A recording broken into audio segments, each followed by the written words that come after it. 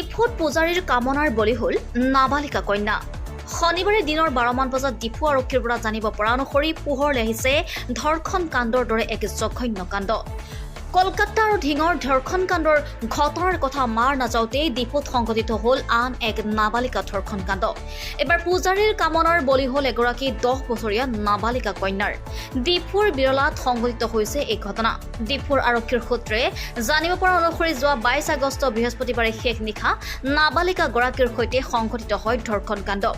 হামৰেনৰ পৰা ডিফুৰ বিৰলাৰ ভুক্তভোগীৰ বাসগৃহত পূজা কাৰ্য সম্পন্ন কৰিবলৈ আহিছিল 40 বছৰীয়া লম্পট পূজাৰী খনসিং ৰংখাং। বৃহস্পতিবাৰে নিশা 2মান বজাত নাবালিকাগৰাকীক খোৱাপাতিৰ পৰা উঠাই নি ঘৰৰ ভিতৰতে সংঘটিত কৰিছিল ধৰ্ষণ। কালি নাবালিকাগৰাকীয়ে বিদ্যালয়ৰ পৰা ঘূৰি আহি পেটৰ বিষত ৰ'ব নোৱাৰি পিতৃ মাতৃক অৱগত কৰিছিল পূজাৰীৰ কুকৰ্মৰ কথা। ইতিমধ্যে কুকাণ্ড সংঘটিত কৰি লম্পট পূজাৰী ভুক্তভোগীৰ ঘৰৰ পৰা ওলাই গৈছিল যদিও পূজাৰীগৰাকীক ধৰি আনিবলৈ সক্ষম হয়। লম্পট পূজাৰীক উত্তম মাধ্যম সদায় ডিফু আৰক্ষীক চমজাই দিয়ে ভুক্তভোগীৰ পৰিয়ালে। বৰ্তমান ধৰ্ষণকাৰী পূজাৰী ডিফু চিকিৎসা মহাবিদ্যালয়ত চিকিৎসাধীন হৈ আছে।